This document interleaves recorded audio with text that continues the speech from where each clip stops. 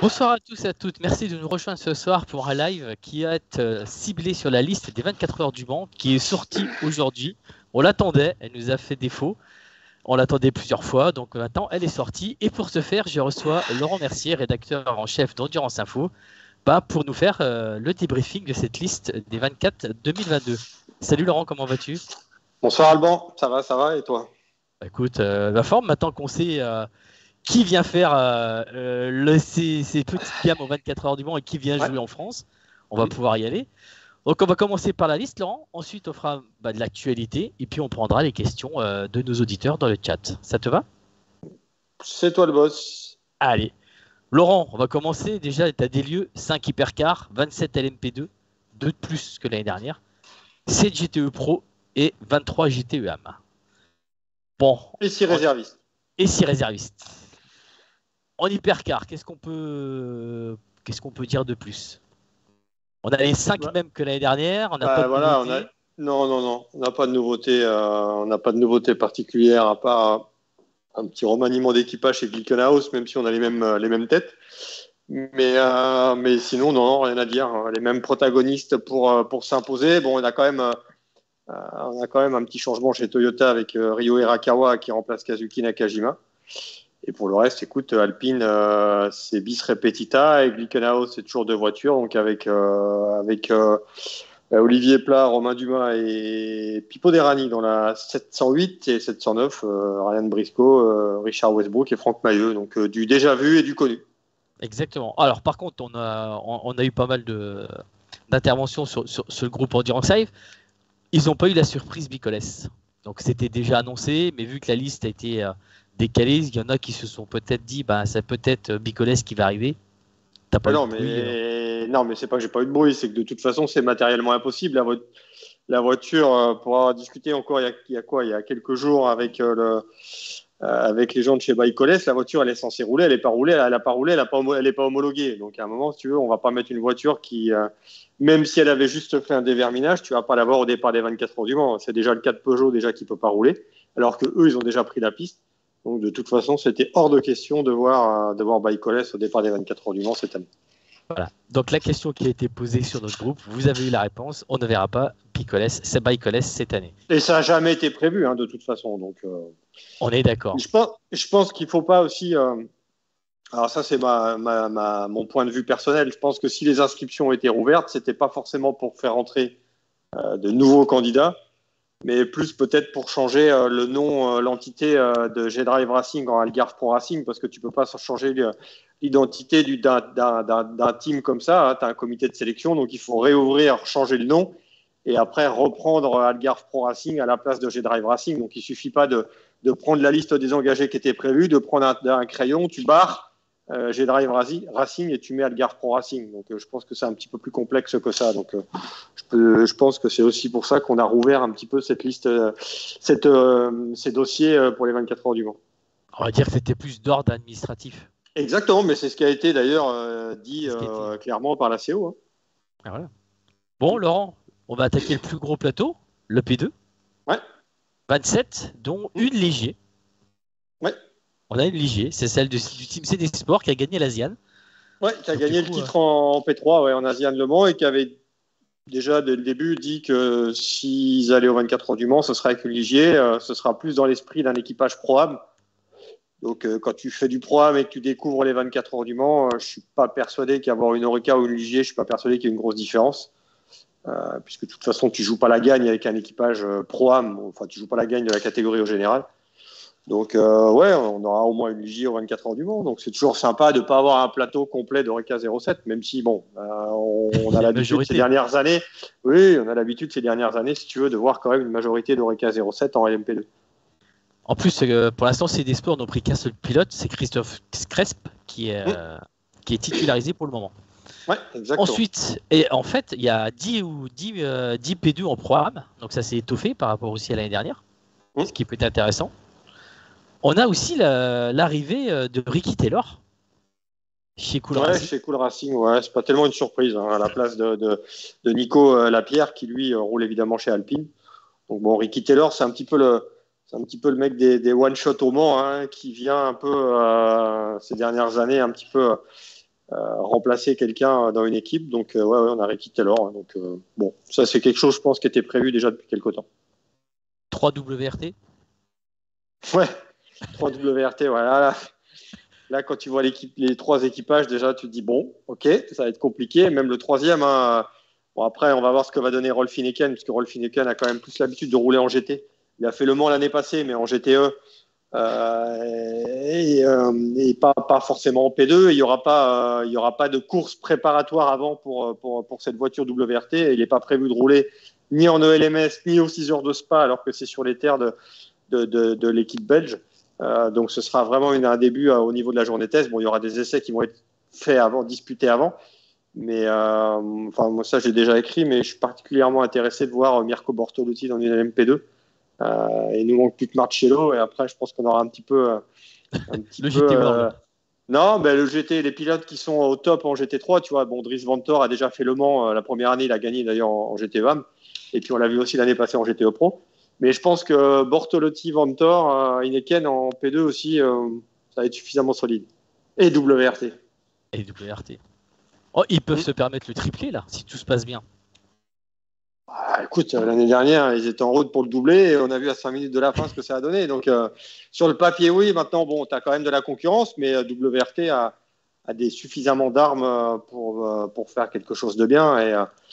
Et si tu veux, il y a encore quelques années, beaucoup pensaient que les équipes de GT3 étaient un peu des équipes de seconde zone par rapport aux équipes qui sont habituées. Et on a vu que l'année dernière, en mettant les moyens et la préparation et les hommes qu'il fallait, WRT a mis un petit peu, je sais pas si on peut dire, mais une petite fessée un peu à tout le monde. Une petite, oui, s'ils n'ont pas cassé, oui.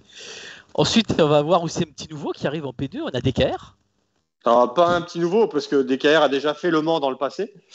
On les avait vus déjà en soutien sur des Corvettes GT1 du temps du GT1. On les a vus qu'une Lola il y a quelques années. C'était encore des voitures ouvertes.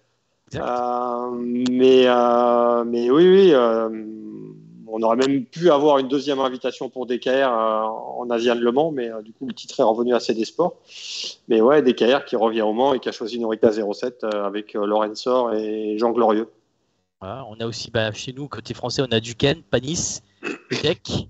Ouais, Graf, on a les équipes habituelles, si tu veux, à rouler en ELMS et qu'on retrouve chaque année aux 24 heures du Mans. Ultimate aussi, qui fait le WEC cette année et qui sera dès la semaine prochaine à Sebring. Donc là aussi, je pense que ce serait intéressant de voir l'équipage Ultimate qui, je pense, a un bon coup à jouer en Pro-Am.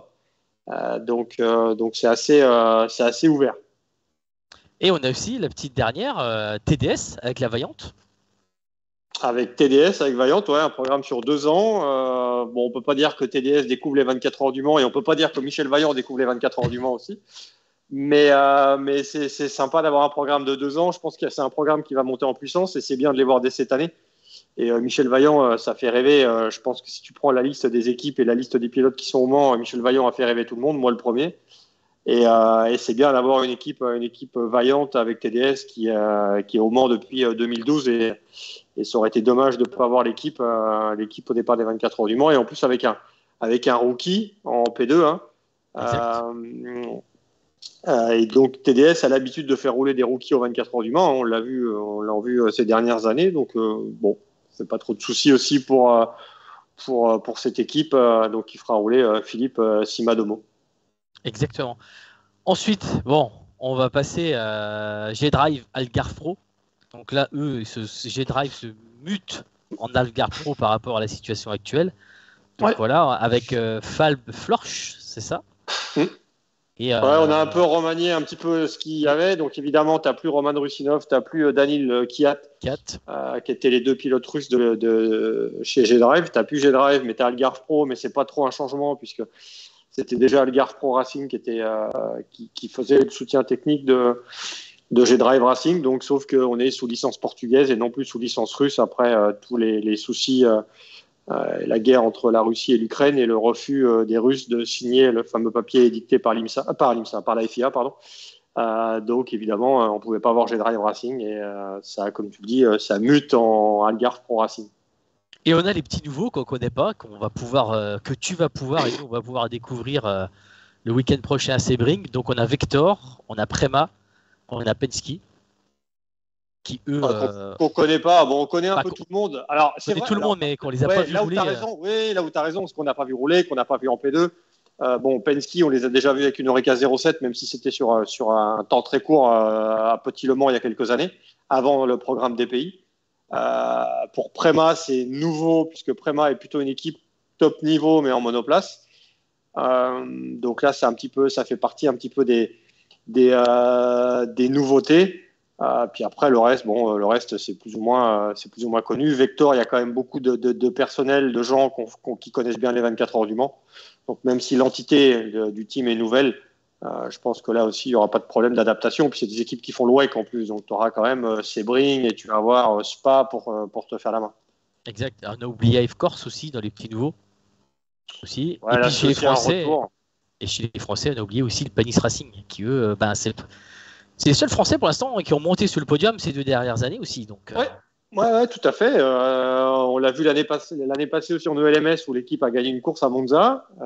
Donc ça, c'est plutôt de bon augure aussi pour Panis Racing. On a aussi les débuts de Cool Racing, qu'on connaît, mais qui va rouler aux 24 heures du Mans avec l'entité de Nicolas Pierre. Donc là aussi, on va voir ce que ça va donner. Faut pas aussi mettre de côté Jota, qui à mon avis sera quand même une équipe très forte avec 2 voitures. On aura aussi les 2 voitures d'Inter-Europol, quand même, avec un United aussi, qui aura certainement envie de faire oublier la prestation de l'année dernière. Richard Mille Racing aussi, on va suivre avec soin les débuts de Lilou Wadou et Sébastien Ogier qui vont pouvoir avoir les conseils de Charles Milesi. Donc tout ça fait que tu as quand même beaucoup de choses à surveiller. Moi, je suis toujours content, alors je le dis à chaque fois, mais je suis toujours content de voir une équipe comme ARC Bratislava parce que c'est une équipe qui fait vraiment dans l'esprit Pro-Am et dans l'esprit du Mans, avec moins de moyens que la concurrence, mais qui fait ça avec son propre argent, avec ses propres mécanos qui sont là depuis longtemps, sa propre équipe technique aussi qui est là depuis longtemps. Et moi, je trouve que c'est bien qu'une équipe comme RC Bratislava arrive à faire le WEC et soit au départ des 24 heures du Mans parce que ça colle tout à fait à l'esprit de cette course. Exactement. En plus, l'année dernière, ils ont attaqué le Mans avec une Oreca. Ils avaient fait tout le début du WEC en Ligier et là, cette année, ils attaquent. Ils font tout dans le bon sens. Ils attaquent la saison Oreca et ils font le Mans Oreca. Donc ça, tout à fait. ça peut les roder, quoi. Ouais, et puis dès la semaine prochaine, c'est une équipe quand même qui a le renfort de Mathias Bech, qui connaît quand même particulièrement bien la catégorie LMP2. Donc c'est plutôt pas mal. Bon, après, évidemment, c'est une équipe qui joue en Pro-Am, c'est pas une équipe qui va gagner la catégorie LMP2. Mais je te dis, moi, j'aime bien voir ce genre d'équipe où tu peux aller à n'importe quand et où tu es toujours bien reçu avec le sourire. Et ça fait partie des bonnes surprises encore de les voir en WEC et au 24 heures du Mans. C'est un peu l'esprit du Mans, comme tu disais.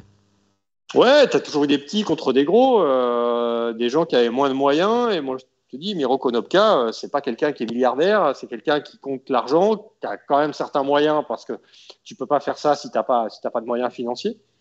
Mais c'est pas une grosse équipe, c'est une petite équipe. Donc là, j'ai cru comprendre qu'ils allaient recevoir le soutien technique d'une équipe un peu plus importante quand même, pour essayer de se renforcer aussi sur le côté technique. Mais ils seront à Sebring. On les a vus en Asian Le Mans Series avec la Ligier cette fois.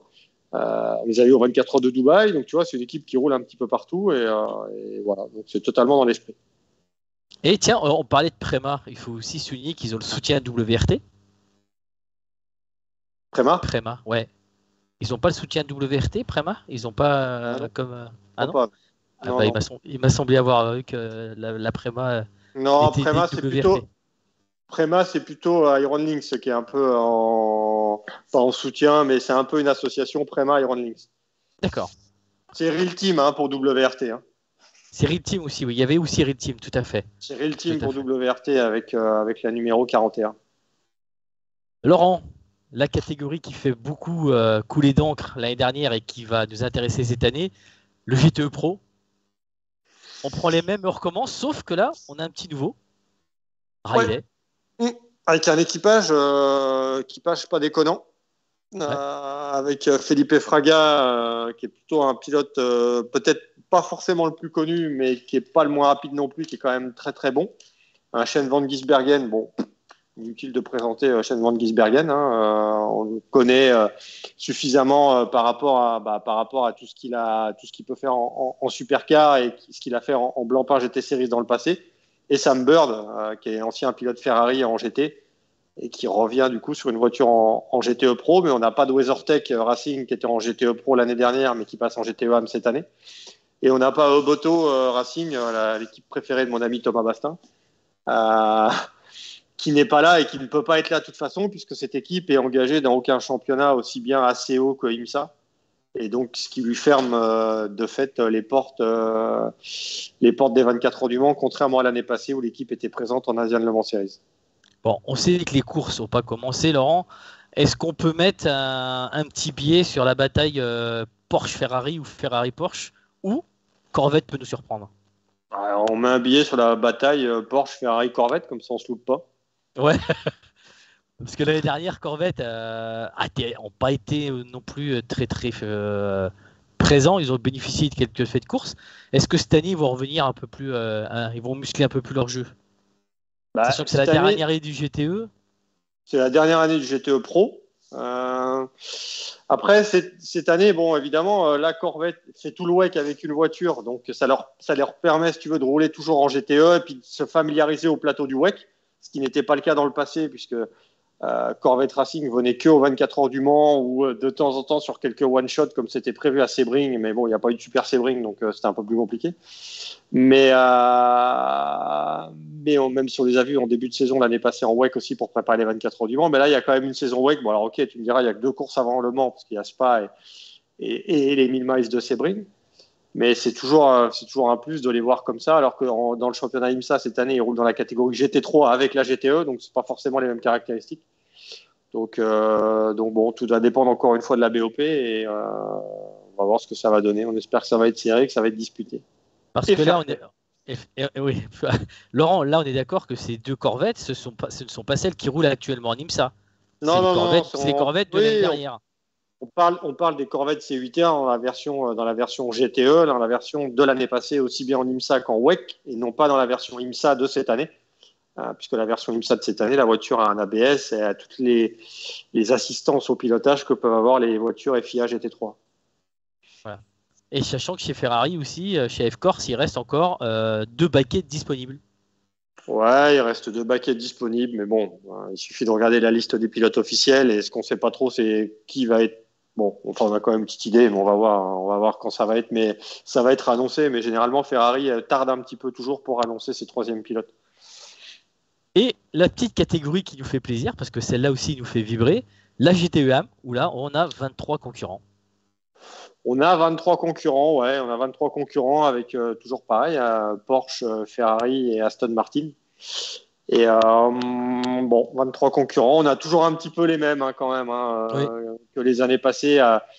Si tu enlèves le changement de nom d'Aston Martin Racing qui passe Northwest AMR, que tu prends Iron Lynx qui devient Iron Dam pour les trois féminines, et que tu prends ce qu'on disait tout à l'heure, WeatherTech Racing qui passe du GTE Pro au GTE AM, et Hardpoint Motorsport qui gagne une invitation par rapport à l'invitation de l'IMSA pour Rob Ferriol, et donc qui fait rouler une Porsche alors que c'est pas une équipe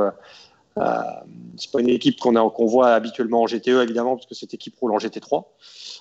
Donc bon, c'est sûr que il y a quelques petites améliorations, enfin quelques petits changements, mais dans l'ensemble on a à peu près les mêmes protagonistes.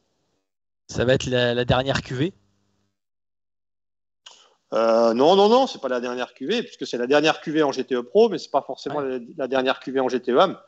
Tout à fait. Ce sera plutôt 2023 qui sera la dernière année du GTE dans son ensemble, avant de laisser place au GT3 pour 2024. Quand je dis c'est la dernière cuvée, après c'est figé, de toute façon elles ne vont plus évoluer ces voitures. C'est plus dans non, mais ça fait déjà un petit moment, si tu veux, que ces voitures n'évoluent plus. On sait qu'elles arrivent.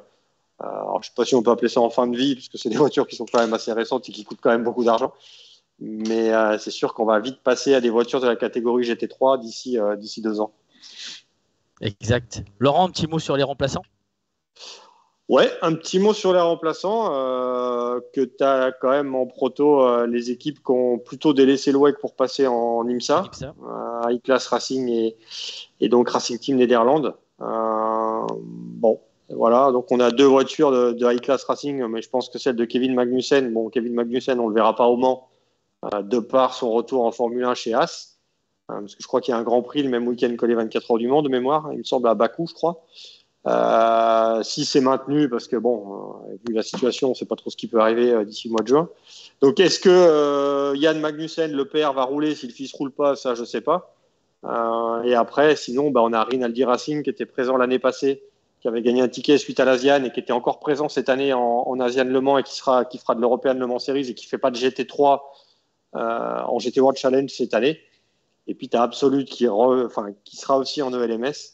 Et TF Sport, même chose, qui est en ELMS. Donc après, il y a quand même quelques petites surprises, puisque moi, je sais que, ça a été communiqué officiellement au Mullner Motorsport, qui fait ses débuts en P2 avec Thomas Laurent cette année en ELMS, avait déposé un dossier. Alors, est-ce qu'ils ont laissé le dossier ou est-ce qu'ils l'ont retiré après? Ça, je ne sais pas. Mais il figure nulle part. Et ce qu'on sait pas vraiment, je me suis pas vraiment renseigné sur le coup, c'est est-ce que Dragon Speed avait déposé un dossier alors qu'il figure nulle part, et est-ce que Settilar Racing avait déposé un dossier alors qu'il figure nulle part. Tu vois, donc ça, on a quelques équipes, on sait pas trop. Il me semblait que Kessel avait déposé un deuxième dossier aussi alors qu'ils ont une voiture avec Takeshi Kimura. Mais je crois que Ronnie Kessel m'avait dit qu'ils avaient déposé 2 dossiers et la deuxième n'apparaît nulle part. Donc après, évidemment, tu as un comité de sélection et quand tu as plus de voitures que ce que tu peux avoir, forcément, tu as des contents et des mécontents. Exactement. Après, on a des équipes qui étaient là en 2021 qu'on verra plus. Et pour l'instant, on a I-Class, mais I-Class, ils sont remplaçants. On a Dragon Speed, beaucoup de teams américains, Dragon Speed, PR1, Mathiasen, qui sont pas là. Rizzi, aussi, qui est absent. On a eu Racing Team India, il y a, comme tu disais tout à l'heure, Absolute Racing. C'est Tilar qui sont pas là aussi, faut le noter. Et puis Herbert, le spécialiste Racing. Et puis on avait Rinaldi, tu l'as dit. Donc, après, on a des équipes qui ont certainement peut-être pas déposé de dossier. Herbert, on les a vus l'année passée parce qu'ils avaient une invitation qui était donnée par l'Asian Le Mans Series après la prestation en GT, parce qu'ils étaient champions GT. Rinaldi avait aussi gagné un ticket. Bon, là, Rinaldi a aussi déposé un dossier, mais n'a pas été pris. Et après, tu as toujours ces histoires de... Je te dis, ces histoires de place, ces histoires de tickets. T'en as qui sont sûrs d'y être, t'en as qui sont pas forcément sûrs d'y être. Et moi, je m'attendais à ce qu'il y ait quand même 10 suppléants. Parce que généralement, c'est un peu ce qu'on a. On en a 10 en plus. Et tu vois, on en a que 6. Donc, est-ce que Mullner a retiré son dossier? Je crois savoir aussi que Riley avait initialement déposé un dossier pour une voiture en LMP2 et qui ne figure pas. Donc, possible aussi que ce dossier-là ait été retiré, parce que l'équipe aussi a peut-être retiré le dossier. On sait que la liste a été dévoilée un petit peu plus tard que ce qui était prévu. Donc, peut-être que ces équipes-là ont dit « Ouais, mais là, c'est trop tard pour nous. » Bon, voilà. Ouais. En plus, sur la liste, comme tu l'as précisé, il y a 31 rookies. Alors, pour le moment. Ouais, plus ou moins. Parce qu'il y a des équipages qui peuvent bouger. Mais ouais, plus ou moins. Donc, je pense qu'il y en aura d'autres encore, parce qu'on a, notamment en GTA, on a encore pas mal d'équipages qui ne sont pas bouclés. Mais ouais, pour l'instant, on a une trentaine de rookies. Ouais. Mais c'est le cas chaque année, hein. Ça, c'est pas quelque chose de nouveau. Hein. Exactement. Bon, Laurent, on a fait le tour.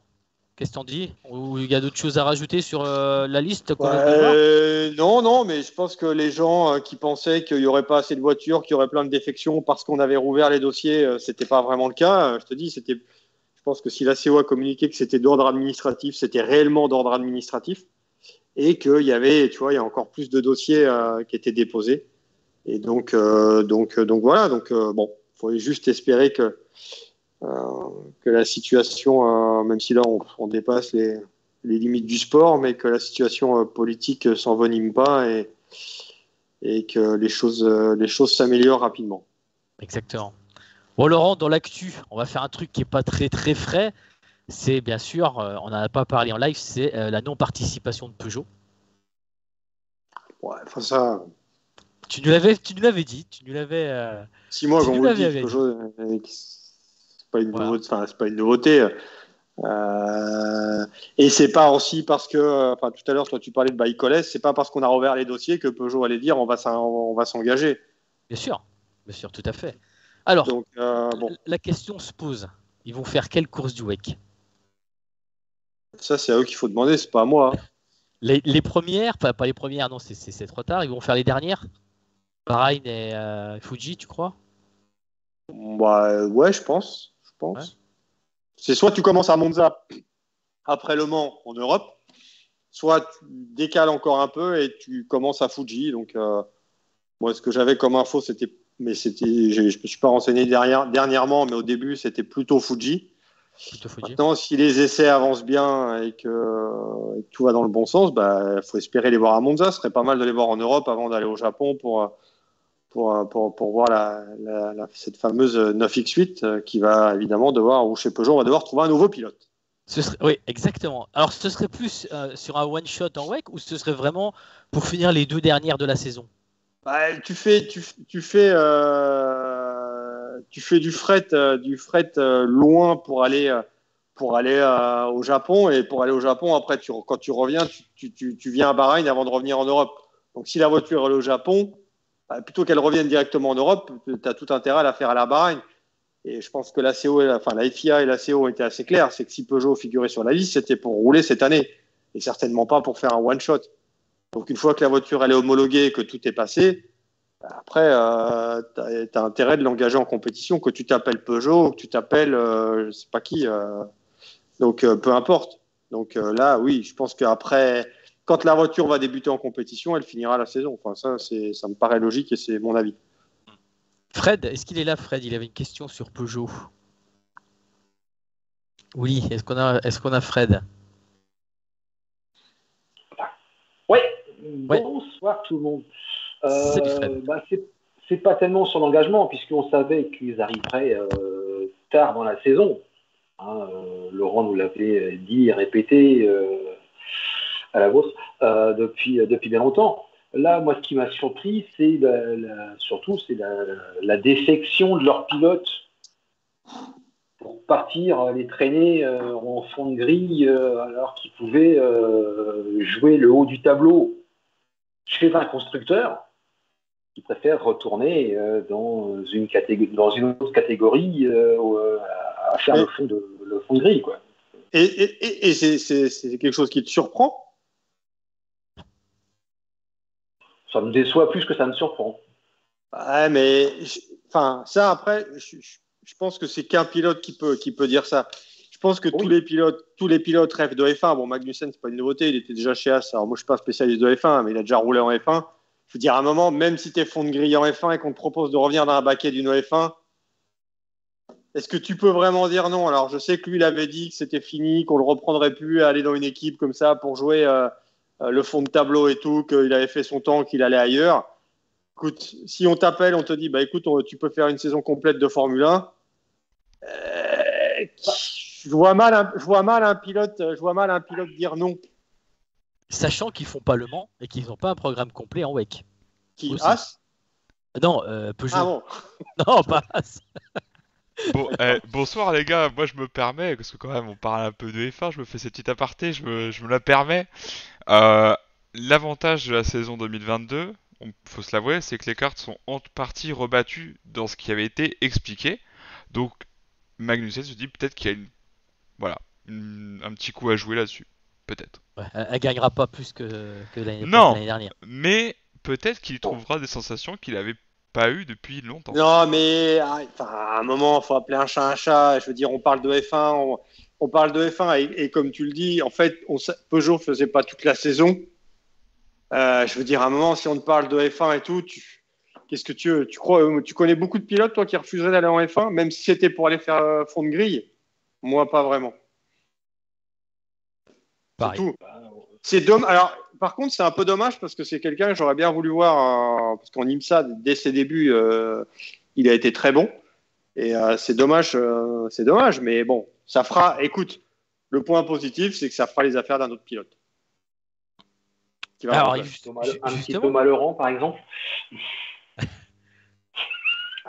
il y en a, enfin, des pilotes, il y en a plein qui peuvent, enfin, plein, il y en a pas mal. Il faut déjà un pilote qui soit pas badgé constructeur. Bon, déjà, t'en enlèves déjà pas mal. Exact. Qui soit disponible. Est-ce qu'il aminera le budget aussi, le pilote? Non, je pense pas quand même, mais qui justement, mais qui demande pas trop d'argent non plus. Donc, tu peux pas te permettre de faire venir une star interplanétaire. Un Albuquerque. Il faut un pilote disponible tout de suite, hein. Et qui soit pas avec un constructeur. Alors, Albuquerque. Je sais pas, il est pas badgé à Acura. Albuquerque, il est quand même en IMSA, donc je sais pas si tu peux sortir comme ça d'un programme. Tu me diras, Magnussen l'a bien fait avec Ganassi, mais bon, je pense que Albuquerque sera sur le programme Acura des pays, LMDH. Hypercar. Ouais. Hypercar d'Acura, donc bon, donc lui, je suis pas persuadé, mais des pilotes de talent qui ont un gros palmarès, il y en a quelques-uns. Moi, j'ai déjà donné. Non, mais j'ai déjà. Moi, j'en connaissais un qui était tout prêt à y aller et qui aurait tout à fait les compétences pour, mais bon. Après. Il roule chez Glickenhaus, non? Ouais, il roule chez Glickenhaus.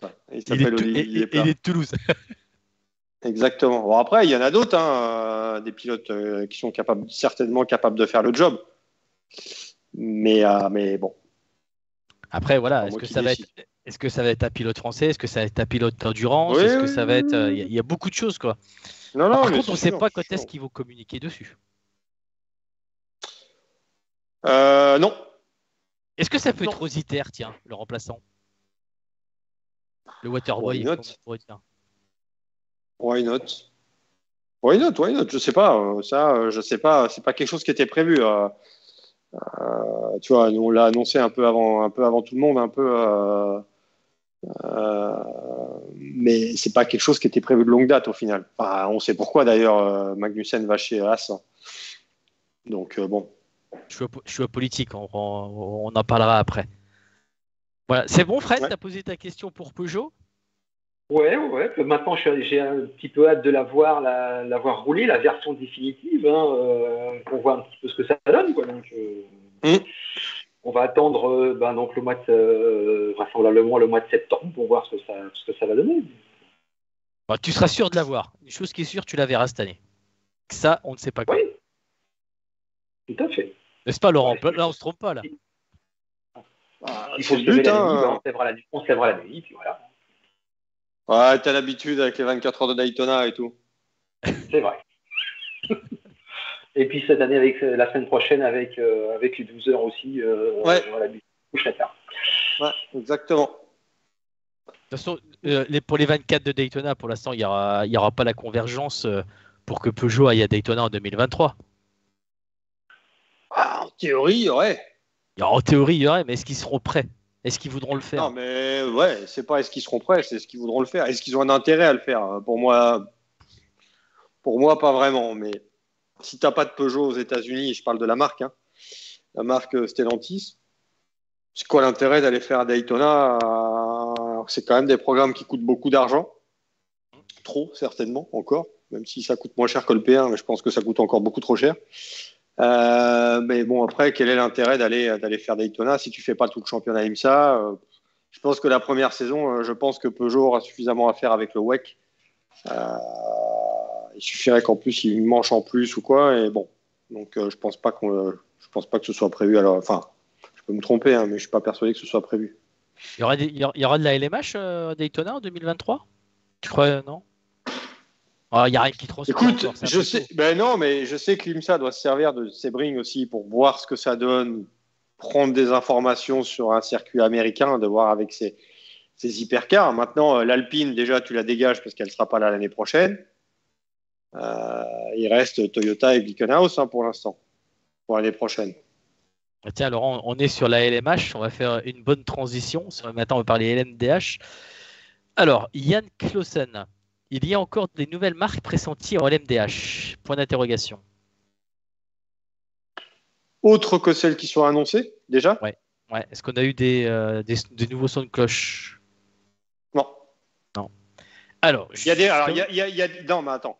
Il y a des marques qui regardent, mais je suis pas persuadé qu'il y en ait d'autres. Alors, si, il y a toujours Lamborghini, toujours. Et ça, je pense qu'on en parlera peut-être un petit peu plus tard. Mais à part Lamborghini, Alpine, ça a déjà été annoncé. Mais pour l'instant, le reste, il y avait toujours. Alors, je sais pas si on peut parler ça d'arlésienne, mais les histoires Aston Martin, McLaren, Hyundai. Tu vois, ces 3 marques. Alors, Hyundai, ce serait plutôt l'hydrogène, donc on va attendre encore un peu. Et Aston Martin, McLaren, c'est pareil.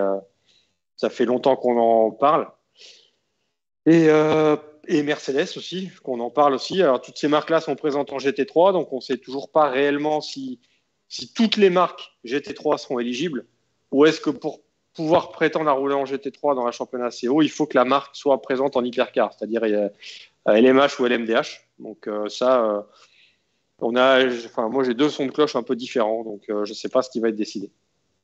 Il y a Adrien BCT, donc je ne sais pas quel est l'émulatif de son nom, qui dit il faut payer pour entrer en IMSA. Donc, il faut payer pour entrer en IMSA, mais comme il faut payer pour entrer en WEC aussi au niveau de la FIA, où il faut payer un droit d'entrée pour le titre constructeur. Mais il faut payer. On sait que McLaren a refusé de payer assez longtemps en IMSA parce qu'il ne voulait pas payer le droit pour être partenaire de la série. Maintenant, c'est le cas, puisqu'on a Crucial Motorsport, notamment, qui roule en McLaren et Inception Racing. Mais c'est sûr qu'il faut payer et le ticket d'entrée n'est pas donné. Et lui nous dit une 9X8 rebadgée en Dodge, c'est possible. Tout est possible. Après, déjà, d'une, il faut que ce soit permis. Déjà, parce qu'il faut quand même une autorisation pour ça. Mais c'est comme une Alpine en Europe qui pourrait être rebadgée Nissan aux États-Unis. Exact. Peut-être. Laurent, dans l'actu, on va parler de l'actu. Malheureusement, ça passe aussi par G-Drive, qui a été un peu pris dans la tourmente politico-guerrière actuelle de la Russie et l'Ukraine. Est-ce qu'on les reverra? Pas cette année, mais est-ce qu'ils vont, quand le conflit sera fini, quand on sortira de ce marasme, est-ce qu'on va revoir quand même un équipage Roman Rusinov et G-Drive? Je pense que ça dépendra déjà de la situation. Ça va dépendre des sanctions qui seront toujours apportées aux entreprises russes. Et bon, c'est le même cas pour SMP Racing, qui a annoncé aujourd'hui, même si ça touche un peu moins l'endurance maintenant, mais même si le communiqué précisait que Sergei Sirotkin devait rouler en GT World Challenge à Spa. Après, si tu veux faire un programme international, je pense qu'on les verra parce que Roman Rusinov est suffisamment passionné d'endurance pour ça. Est-ce que Gazprom donnera toujours autant de moyens? Est-ce que l'argent pourra sortir du pays? Est-ce que, pour l'instant, je pense que c'est un peu prématuré. Je pense que personne ne le sait. On ne sait déjà pas quand cette fichue guerre va s'arrêter. Donc, si tu veux, de là à dire si G-Drive va pouvoir revenir, on n'a aucune idée. Parce que Roman, d'après, on a vu les médias et tout ce qui se passe à droite à gauche, beaucoup partagent au point de vue en disant ça sert à rien de sanctionner les athlètes qui courent pour ce pays. Et lui, du coup, il reste fidèle en disant c'est du sport, il ne faut pas faire de politique. Il reste fidèle. Enfin, à un moment, il faut appeler un chat un chat. Et qu'est-ce que tu veux qu'ils disent? Il est sponsorisé par une boîte qui est proche du président en place. Non, mais t'imagines s'il dit que c'est un scandale, mais même pas il peut retourner dans son pays. Donc je ne sais pas quelle est sa position, parce que je ne l'ai pas appelé pour parler de ça, parce que de toute façon, on record, déjà, il ne parlera pas. Mais qu'est-ce que tu veux qu'il fasse? C'est la même chose pour SMP. Et les mecs, ils vont faire quoi? Si tu l'ouvres, de toute façon, tu es grillé dans ton pays. Donc tu as juste un droit, c'est de la fermer. Après, ça c'est comme mon avis. Je pense que la déclaration de G-Drive avec la photo d'une P2, un drapeau russe sur un podium, par les temps qui courent, je ne suis pas persuadé que c'était la meilleure chose à faire. Je pense qu'il y avait autre chose et il fallait peut-être se la jouer un petit peu low profile. Mais bon, qu'est-ce que tu veux? Quand tu vois Mazepin qui crée une fondation, je sais pas quoi, pour les athlètes russes qui peuvent pas rouler, quand à aucun moment tu as un mot, ne serait-ce qu'un mot, une phrase pour le conflit qui se passe, tu dis ouais, ok, faites le truc dans votre coin, allez rouler en Russie, puis écoutez, qu'est-ce que vous voulez qu'on y fasse? On vous donne la position. Ce qui est un peu paradoxal, c'est qu'on leur donne la possibilité de rouler sous bannière neutre, mais c'était déjà le cas avant.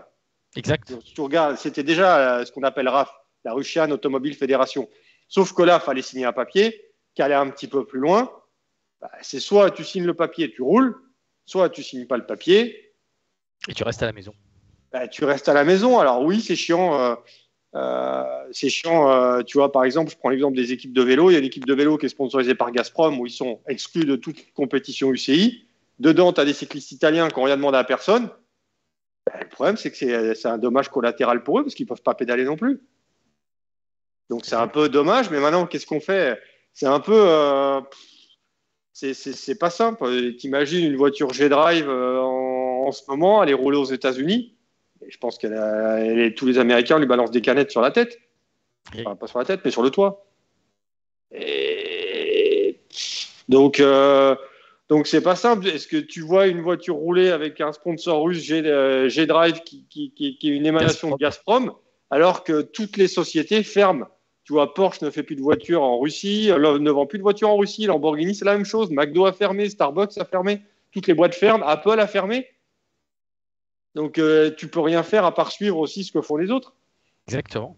Je suis pas sûr que ça fasse grand-chose pour le président en place, mais bon, au moins c'est fait. Mais ça fait, en 2 mots, ça fait chier tout le monde. Alors oui, le sport est censé être au-dessus de tout. Ok. Bon, c'est pas le cas partout. C'est pas le cas partout, puis il y a des gens qui meurent en ce moment. Alors, tu me diras, il y en a qui meurent ailleurs dans le monde aussi. Mais là, on a quand même un conflit armé avec des gens qui n'ont rien demandé à personne. Je parle des civils. Bien sûr. Tiens, Laurent, question de Yann Clausen. Le prix du carburant peut-il entraîner des restrictions des essais en termes de coût? C'est une bonne question. Est-ce qu'on peut lui amener une réponse? Est-ce que tu peux lui amener une réponse? C'est une bonne question. Alors, le truc, c'est que la différence par rapport à... Parce qu'il y en a qui font des comparos avec la crise pétrolière du début des années 70. Sauf que là, en ce moment, aujourd'hui, on ne manque pas de pétrole. Le pétrole, il y en a. Il coûte plus cher, mais il y en a. Donc, on ne peut pas dire que c'est une crise pétrolière. C'est une crise pétrolière par rapport au prix, mais pas par rapport à l'essence en elle-même. Non, quand tu vois ce que les équipes payent déjà le carburant, qui va être plus cher cette année en plus avec un carburant entre guillemets alternatif, un carburant green, on va dire, qui est amené par Total.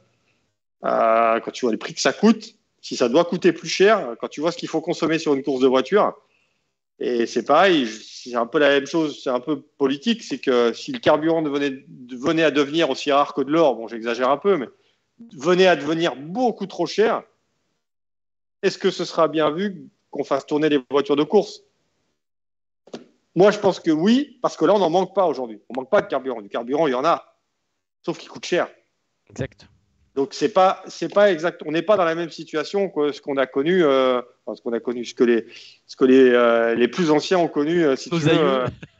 Peut-être pas exagéré, mais dans les années 70 et même avant, tu vois. Donc, bon. Mais ça va coûter cher, oui, ça coûte cher pour tout le monde, de toute façon. Donc, et là, on est à plus de 4 € le litre.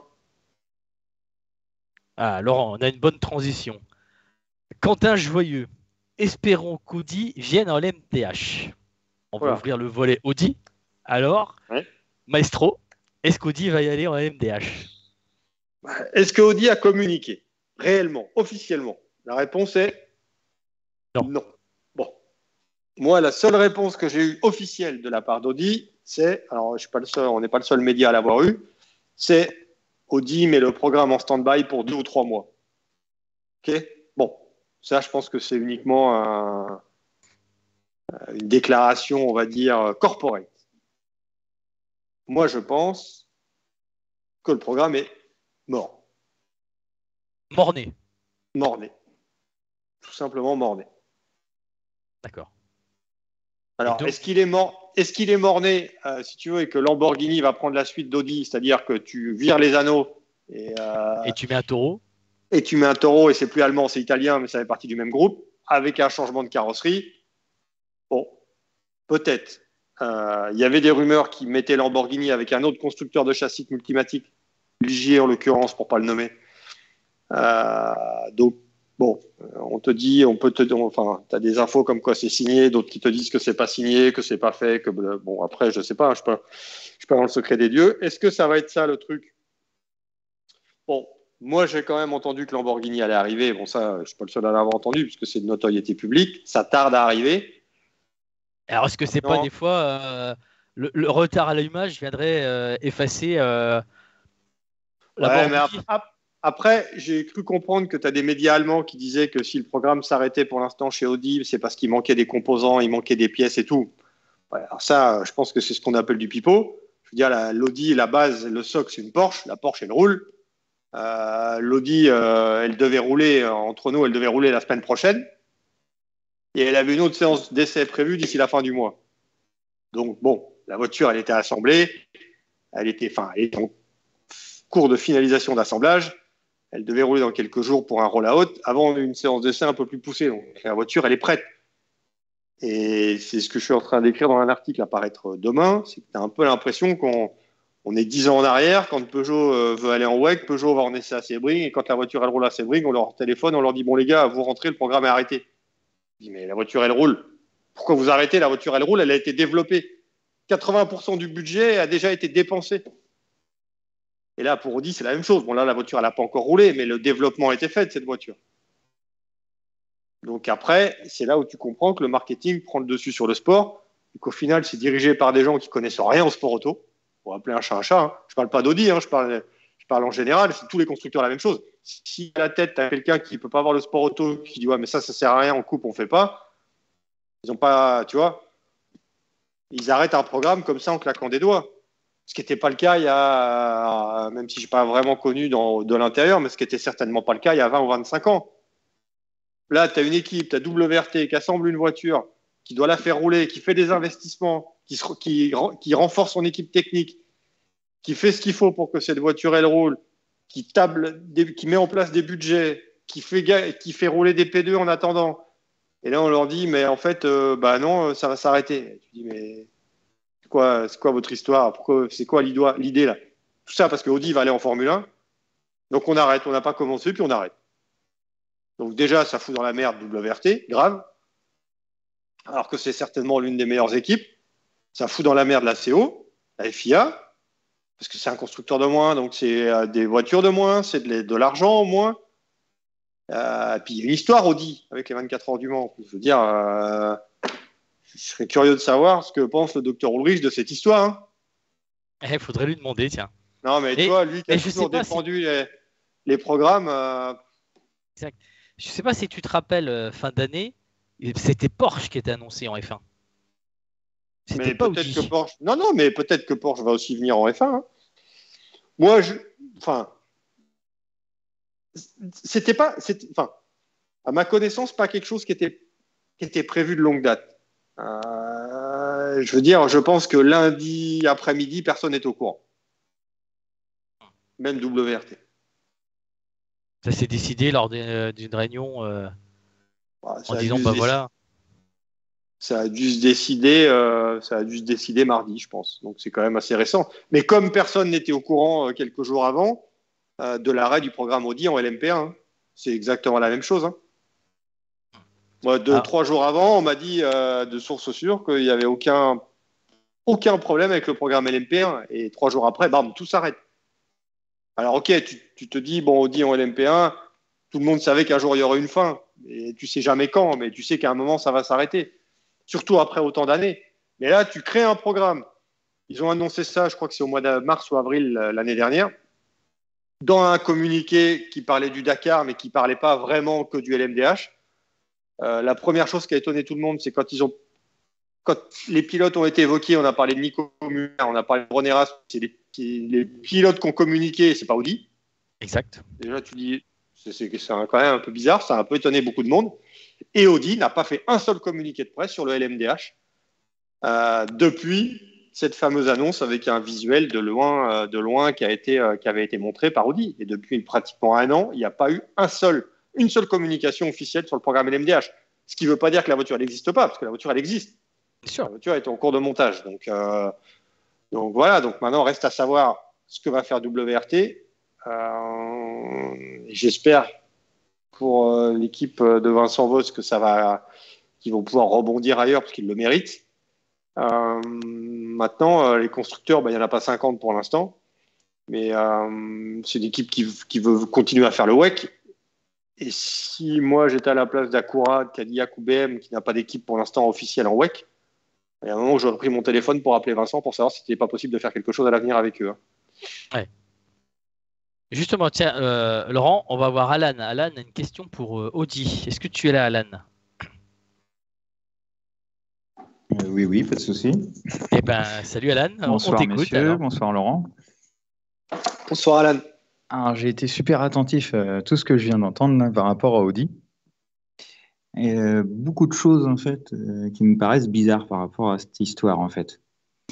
Au début, on les annonçait en F1. On nous avait expliqué, on nous avait dit 2025. Ça fait un paquet de temps qu'on entendait ça. Là, depuis quelques jours, maintenant, ça serait 2026. Et on nous dit finalement qu'en LMDH, ça s'arrête complètement. Moi, quand j'ai commencé à entendre 2026, je me suis dit, ils reviennent pour 2023, 24 et 25 en LMDH. Parce que là, en parallèle, ils font du rallye raid. Et comme j'ai entendu tout à l'heure, c'est une mise en pause, tu nous as expliqué, du programme. Et en fait, ça irait presque en concordance, on va dire, avec ce qu'ils font par rapport au rallye raid. Parce que là, ils communiquent beaucoup en ce moment, en fait. Sur le rallye raid, tu veux dire?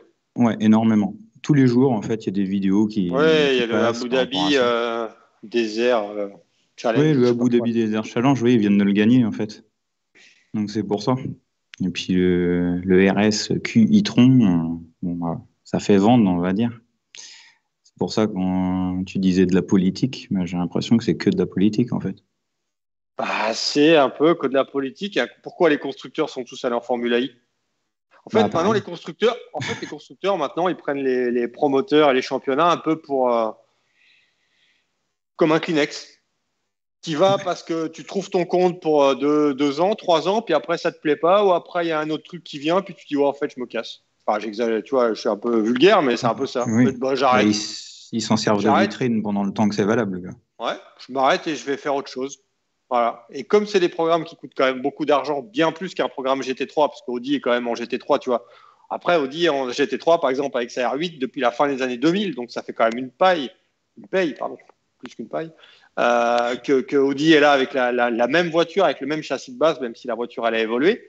Mais là, il y a un vrai intérêt, parce que tu vends la voiture, et la voiture, c'est quand même Audi, mais pas vraiment d'argent dedans, sauf sur les courses importantes comme on peut le voir à Spa ou au Nürburgring. C'est un vrai programme compétition client.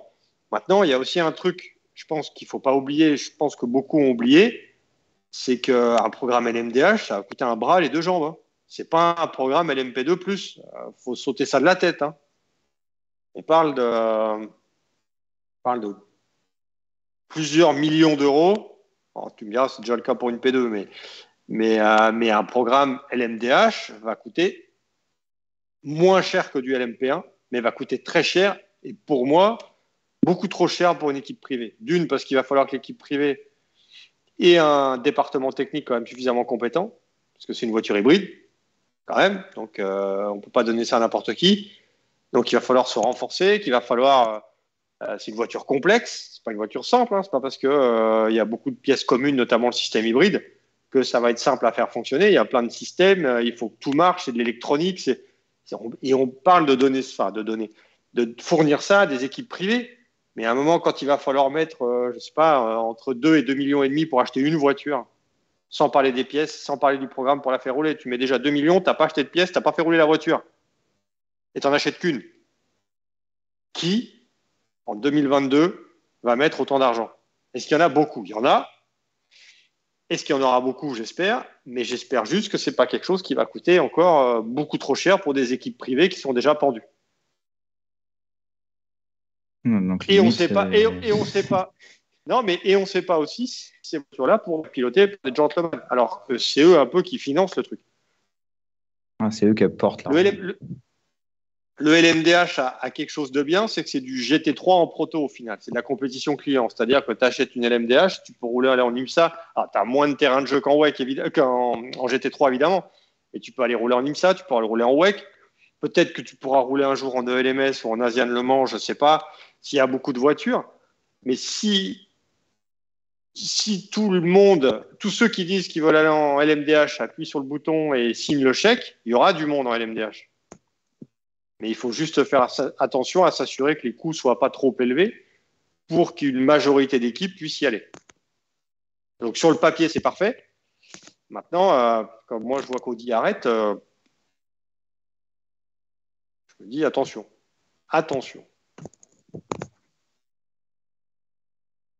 Et puis ça met un gros point d'interrogation sur le MP2 du coup. Non, parce que bon, déjà les voitures actuelles ont encore 2 saisons devant elles. Et le LMP2,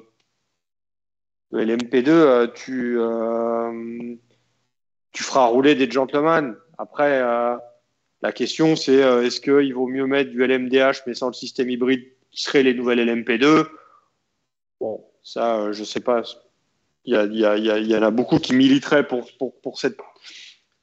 cette place-là, puisque après, si tu es gentleman, tu n'achètes plus une Ligier, une Oreca ou une Dallara. Tu t'achètes une Porsche, alors pas une Audi du coup, pas une Ferrari parce que c'est une LMH, mais tu peux acheter une BM, une Acura ou peut-être d'autres, ou une Alpine à l'avenir.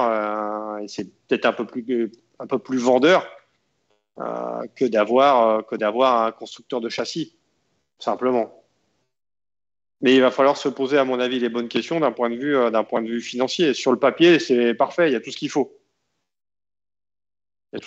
Mais le problème, on en revient toujours au même, c'est les constructeurs. Je te dis, Audi communique pas sur un an, la voiture est prête à rouler, puis Audi dit, bon, enfin, pour l'instant, ils n'ont rien dit. Ils ont dit pour l'instant que c'était mis en stand-by 2 ou 3 mois.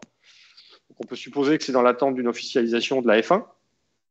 Mais tu dis, mais la voiture, elle est prête. Pourquoi vous dites pas WRT? Bon, ok, nous, on fait autre chose.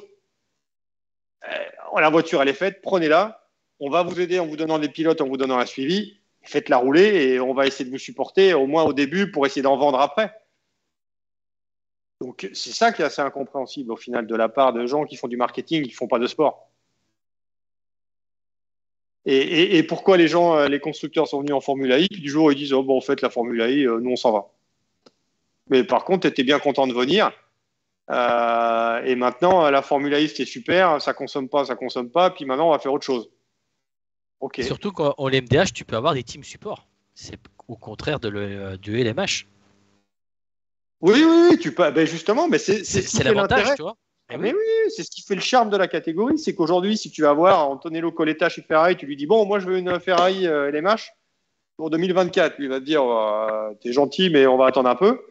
Que tu vas avoir Porsche, tu dis, bon, moi, je veux une Porsche LMDH, mais bon, pas pour 2023, mais pour 2024. Bon, là, on va peut-être te dire, ah, ok, d'accord, combien, enfin, ça coûtera tant, vous pouvez l'avoir, vous pouvez faire ça et tout. Donc, c'est tout enfin, je veux dire, sur le papier, il y a tout pour réussir. Tu as Toyota qui est déjà là, tu as Glickenhaus qui est un peu le petit par rapport au gros, tu as Ferrari qui arrive, tu as Peugeot qui arrive, tu as les autres, Acura, Cadillac, BMW, Porsche, Alpine en 2024. Tu dis, mais c'est parfait. Les GT3 qui arrivent. Si. Tu dis, mais là c'est parfait, là. Et tu vois, du jour au lendemain, et c'est un peu ce que Volkswagen a fait aussi avec la compétition, c'est que tu sais jamais, je pense que du jour au lendemain, tu sais jamais ce qui peut t'arriver. Si tu as un mec du board qui dit, en fait, non, on arrête, pas regarder les conséquences ni rien. Comme ils avaient fait avec Porsche, en fait, en 2017. Ouais, mais là, il y a déjà eu... Oui, alors, par contre, à la différence près, c'est que là, il y avait quand même le problème du Dieselgate. Tu avais quand même des grosses amendes à rembourser. La voiture, elle a roulé, elle a gagné, ils sont partis. Bon, ils sont partis, certes, un peu à l'arrache, ce qui n'était pas prévu. Et ce qui a mis un peu la catégorie, évidemment, LMP1 en péril. Mais il y a quand même eu quelque chose. Bon, là, ce que je regrette, c'est que la voiture, on ne l'a encore pas vue, parce qu'on n'a pas vu officiellement de design définitif, et on ne l'a pas vu encore sur la piste. Et peut-être que ça va, enfin, a priori, même si ça n'a pas été confirmé officiellement, ça fait pchit. Alors, est-ce que Lamborghini, ce que je disais tout à l'heure, est-ce que Lamborghini va le reprendre à son compte avec cette voiture-là ou avec ce châssis multimatique ou est-ce que ça va être avec un autre constructeur de châssis? Qui va faire rouler la Lamborghini? Qui paye après derrière? Oui, qui c'est qui paye? Après, tu as des gens qui ont des moyens, qui n'ont jamais caché qu'ils voulaient aller en LMH ou LMDH. C'est le cas notamment d'Iron Lynx. Qui a toujours dit que ça les intéressait, puis qu'il y a quand même certains moyens avec le nombre de voitures et le nombre de championnats où ils sont présents. Mais faut sortir l'argent. Faut sortir l'argent. Donc enfin, le problème, c'est qu'à mon avis, c'est pas simple d'être promoteur aussi, parce que tu crées un règlement, mais tu dis merde, si je fais ça, est-ce que les gens vont venir? Tu peux très bien dire, bah moi je m'en fous, je fais ça. Si les gens veulent venir, ils viennent. S'ils veulent pas venir, ils viennent pas. Sauf que s'ils viennent pas, bah, tu te retrouves avec un règlement dans ton sac à dos et puis t'as rien à en faire. Donc c'est pas quelque chose de simple avec des constructeurs qui sont volatiles. Tu vois, j'en parlais. Alors je fais un peu d'aparté. J'en parlais il y a pas longtemps avec Stéphane Rattel par rapport aux nouveaux concepts qu'on voit, la Toyota, la Ford, la Corvette. Et lui tire un peu la sonnette d'alarme en disant attendez, on va faire attention parce que là on est en train de sortir des voitures de course alors qu'il n'y a même pas de voiture de route. Ce qui est totalement à l'inverse du concept du GT3. Exactement. Alors, lui, il te dit aussi, bon, moi j'ai été peut-être un petit peu border avec la Bentley puisqu'on a autorisé des choses à la Bentley qu'on n'aurait peut-être pas dû autoriser. Et maintenant, si tout le monde s'y met, je veux dire, lui est bien placé pour le savoir avec le GT1. Et avec du temps de la Porsche 911 GT1, je parle, ou de la Toyota GT1, ou de la Nissan R391, ou la Mercedes CLR, toutes ces voitures-là, qui étaient des vraies voitures de course, mais qu'on pouvait aussi avoir sur la route. Et au final, ça a fait un feu de paille. Et j'espère qu'on n'aura pas la même chose pour le GT3. Il faut faire attention quand même. On a des voitures qui coûtent quand même beaucoup d'argent, des équipes privées qui ont besoin de moyens. Maintenant, on arrive quand même à plus de 500 000 euros, ce qui est quand même pas rien. Il ne faudrait pas que ces gens-là arrivent. Alors après, tu peux toujours arriver avec une voiture qui en coûte 800. Qui va l'acheter? Je veux dire, combien de Lexus roulent aujourd'hui, à part celles qui sont au Japon et les deux en IMSA? Il n'y en a pas. Qui fait rouler la Honda qui est peut-être un peu plus chère? Déjà, les Ferrari, il y en a moins que des Audi, des Lamborghini ou des Mercedes. Ah oui, c'est la plus chère. Par contre, c'est une Ferrari. C'est le marketing après qui reprend le dessus. Pourquoi on ne voit plus de Nissan? Parce que Nissan est venu avec un programme plus ou moins officiel. Donc tu te bats. Et pourquoi il n'y a pas eu de Bentley? Pareil, c'est le constructeur qui fait la caisse qui l'engage. À un moment, moi je me dis, attends, je ne vais pas aller me faire rosser par le constructeur qui connaît mieux la voiture que moi et qui va forcément me doser. Je vais acheter une autre voiture. Tu t'orientes sur un autre constructeur. Mercedes engage pas de voiture. Ils prêtent des pilotes, mais ils prêtent des pilotes. Et ils mettent des pilotes et un peu plus de soutien à leurs clients sur les courses principales, comme en IGTC. Et ce qui est un peu le but du LMDH au final. Et ce qui était, en plus, pour avoir une longue discussion il y a quelques années avant que cette réglementation sorte avec Vincent Voss, qui lui prenait pour ça. Il dit, tu donnes les chances à tout le monde et après les constructeurs apportent un soutien un peu plus sur des courses comme Sebring, comme Le Mans, comme tu vois les grandes courses, comme l'IGTC. Sur des one-shots, oui, bien sûr. Ouais, mais tu fais une copie du GT3 en LMDH et c'est parfait et tout le monde est content. Il faut pas qu'il y ait de grain de sable derrière. Il faut que tu aies une direction qui soit unanime et que, comme tu dis, qu'il n'y ait personne qui dit on va baisser le budget ou on veut faire plus propre, on arrête telle ou telle catégorie. Et voilà, ça c'est pas à l'abri. À un moment, moi j'ai rien. Alors je suis pas calé, c'est pas ma spécialité, mais faut qu'on arrête de me rabattre avec cette voiture électrique du Dakar ou cette voiture, je sais pas quoi là. Alors qu'en fait, la voiture, c'est quoi à part du marketing? La voiture a quoi comme moteur thermique? Tu fais propre, électrique c'est propre. Tu fais propre, même si ça consomme à mort, que tu fais du nucléaire, mais c'est un lobbying maintenant. C'est du marketing. Le marketing prend le pas sur le sport. C'est le marketing qui dirige le sport. Donc tu fais diriger un sport par des gens qui connaissent rien au sport auto. Exact. C'est tout. Exact. Le GT est encore un peu épargné, tu vois. Mais quand tu décides, il y a des fois, t'entends des trucs, des discours, et toi, tu dis, mais les gens qui ont fait des études pour ça, là, ou c'est quoi l'idée, là? Parce que là, c'est un peu compliqué à comprendre, le truc. Donc, j'espère que ça va se résorber. Mais pour en revenir au sujet principal, qui est le sujet d'Audi, Je pense que le projet qui est mis en stand-by je pense que les 2 ou 3 mois vont durer un peu plus longtemps. Et est-ce qu'ils vont communiquer un jour?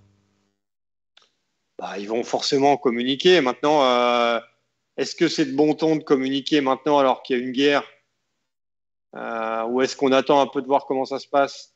Et est-ce que ça va se faire quand il y aura l'officialisation de l'arrivée d'Audi en Formule 1? Ça, je suis bien incapable de donner la réponse, puisque la réponse, je ne l'ai pas. Donc, bon. Et quand tu vois que tu peux arrêter un programme comme ça à une semaine d'un roulage, ou 2 semaines, ou peu importe, c'est un peu dommage. Enfin, franchement, moi, je suis désolé. Je suis désolé pour tout le monde. Je suis désolé pour les pilotes qui avaient fondé beaucoup d'espoir sur ce programme. Je suis désolé pour WRT. Je suis désolé pour le WEC. Je suis désolé pour la CO. Désolé pour l'IMSA. Il y a eu beaucoup de travail qui ont été faits pour créer cette catégorie LMDH qui ravissait tout le monde sur le papier. Et là, tu prends la voiture et tu prends encore un Kleenex et tu la mets à la poubelle. Si ça vient à s'officialiser. Je suis désolé, mais j'ai un peu de mal pour le sport, tout simplement. Bon, Laurent, on prend les questions du chat. Alan, c'est répondu à tes questions? Complètement. Pas de souci. Merci bien, Laurent. Merci. Alan, bonne soirée. Merci à vous aussi. Alors, les questions du chat. Jean-Philippe Legroux, quoi de neuf au niveau BOP? Ça, on le verra à Sebring. Ça a déjà commencé un peu à fuiter la BOP, mais c'était la BOP IMSA. Ouais, on va attendre. Ouais, la BOP IMSA. Ouais. Je t'avoue que j'ai eu trop de trucs à gérer. Je me suis pas prêté attention encore, mais ouais, j'ai vu qu'elle était sortie. Ouais. Alan, bah tiens, il est parti. Un podium avec les 4 constructeurs, est-ce que c'est faisable? Un podium avec les 3 constructeurs présents au Mans. Donc Glickenhaus, Alpine et Toyota. Je pense que c'est ça. Ah bah oui. Tu te gourres, Alban, tu te gourres. Bah quoi, c'est pas ça que tu as marqué un podium avec? Non, le GTE Pro. Ah bah mais là, je sais pas si c'est P2 ou. C'était pendant le GTE Pro, pendant l'intervention GTE Pro. C'est pour ça. Ah oui, bah oui, un podium. Bah, j'espère que les écarts vont être assez serrés. Alors après, est-ce que c'est un problème de BOP ou est-ce que c'est un problème où là encore les constructeurs font un peu du lobbying et cachent un peu leur jeu? Même si je pense qu'on peut pas reprocher à Porsche de cacher son jeu. Mais bon, on va voir. Mais j'espère qu'on aura une belle bagarre entre Ferrari, Corvette et Porsche. Et oui, on peut avoir les 3. Ouais. Jean-Philippe Legroux, est-ce que quelqu'un pourrait me dire comment sont attribués les numéros des voitures? Bah, tu as déjà les voitures du WEC qui gardent leur numéro. Les voitures de l'ELMS aussi, sauf s'il y a une différence. Tu prends par exemple TDS Racing X Vaillant, qui n'aura pas le même numéro en ELMS et au Mans. Alors là, il y a une histoire, puisque en ELMS, elle ne peut pas prendre le numéro 13, qui est quand même cher à Michel Vaillant, parce que le 13 est déjà pris par un concurrent, qui de mémoire doit être Interro Europol, je pense. Mais ce numéro, parce que c'est une LMP3, je crois. Là. C'est la LMP3 d'Interro Europol. Donc le numéro 13 au Mans a été longtemps pris par Yves Courage et après par Rébellion aussi, qui a eu le numéro 13 aussi. Et là, cette voiture aura le numéro 13. Donc après, tu fais une demande et en fonction du numéro, de la disponibilité du numéro, tu peux le prendre ou tu peux ne pas le prendre. Regarde, tu prends D-Station a bien le 777, Glickenhaus a bien 708, 709. Après, toutes les équipes ont un petit, je sais pas si on peut dire un petit gris-gris, mais c'est vrai que toutes les équipes ont tendance un peu à garder les mêmes numéros. Donc il y a des histoires. Je sais que notamment chez Lamborghini, on s'arrange toujours pour avoir. Alors on parle pas du Mans là, mais le 19 et le 63, parce que 1963 c'est l'année de création de la marque. Donc tu vois, on a des marques comme ça qui ont toujours un petit peu les mêmes numéros. Christophe Potro, Ferrari, elle roule quand? Alors, pour en avoir parlé avec les gens de chez Ferrari directement, mai ou juin. Mai-juin, ouais. Donc Yves Clausen, le carburant. Toujours une bonne question. Jean-Philippe Legroux. Une voiture consomme combien de litres pour les 24 heures? Alors, j'ai une réponse, mais c'est pas la voiture. Il y a 248 000 litres d'essence prévus au départ des 24 heures, le jour de Ouais, course. puis ça dépend des catégories, ça dépend Ouais, du nombre de tours. Beaucoup trop. beaucoup trop. Donc, 248 000 litres, ça fait 7 gros camions citernes. Ouais, mais ça, je pense que on va. C'est pas aller dans le sens du, de la philosophie actuelle de balancer des chiffres comme ça, parce C'est que ce qu'on disait. quand tu commences à balancer le nombre de pneus, le truc, alors qu'au final, ben, ça consomme pas plus que d'autres sports, mais le problème, c'est que c'est du sport auto.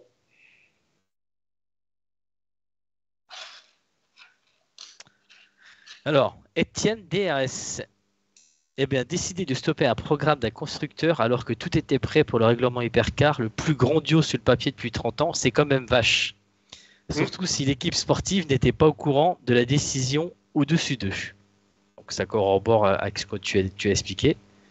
Bah, je pense pas que le team, donc je suppose qu'il fait allusion à WRT Ouais. avec Audi. Écoute, je pense pas que, enfin, je pense sincèrement pas que WRT était au courant longtemps avant que la décision soit prise pour en avoir.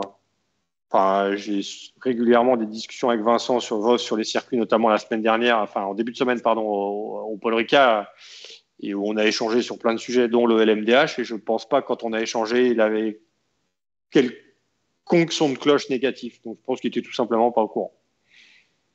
D'accord. Audi nous a fait une Aston Martin avant de ressusciter. Ouais. Donc, il y en Une avait. Aston Martin. Ouais. Et du coup, tiens, oui, Bugatti. Quid de Bugatti? Bah, c'est pareil, Bugatti, c'est un peu, je peux pas dire c'est l'Arlésienne aussi, mais Bugatti, Ils avaient sorti leur Véloce, tu te rappelles, l'année dernière? ouais, je me souviens, mais c'est pareil. Enfin, de là, en sortir une voiture de course, euh, ça me paraît compliqué quand même. Donc bon, mais pourquoi pas, hein, pourquoi pas. Perso, je crois plus pour Lamborghini. D'ailleurs, des pilotes sont sur leur P2.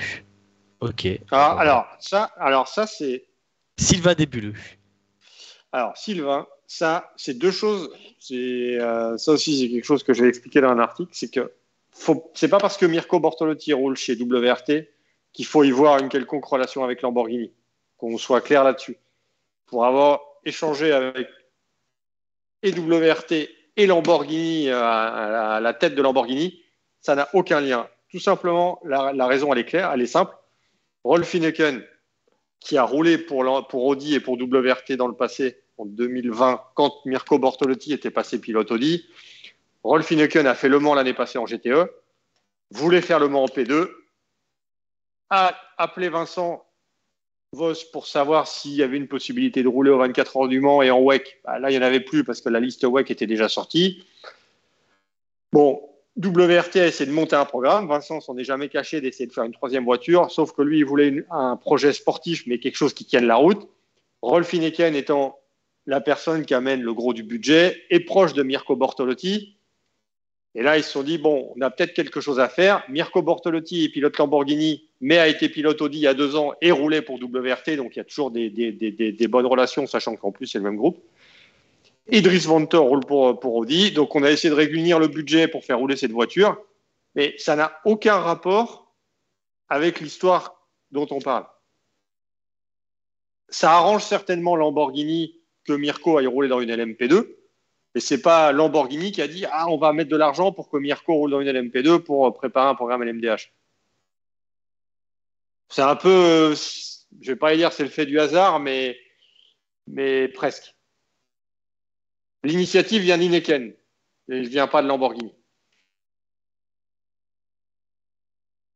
Voilà, on a eu la réponse. C'est parfait. Bon, bah Laurent, on a fait le tour.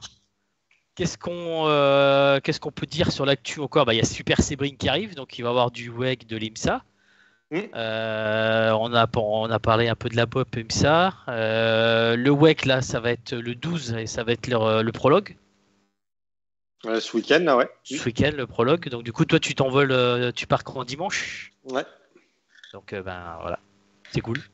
Qu'est-ce que tu peux déjà annoncer sur ce week-end Super Sebring Que ce Super Sebring, ça fait 2 ans qu'on est dans le dur avec ce Super Sebring qui peut pas avoir lieu pour l'histoire du Covid.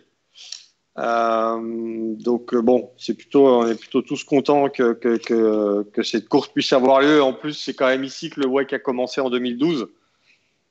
Donc c'est quand même un beau petit clin d'œil quand même que ce championnat retourne à Sebring là où il a commencé. Et je me souviens encore de 2012 où tout le monde était un petit peu tout feu tout flamme avec ce nouveau championnat du monde d'endurance. On savait pas trop où ça allait aller parce que c'était le début et tout. Et moi, je regarde vraiment un super souvenir.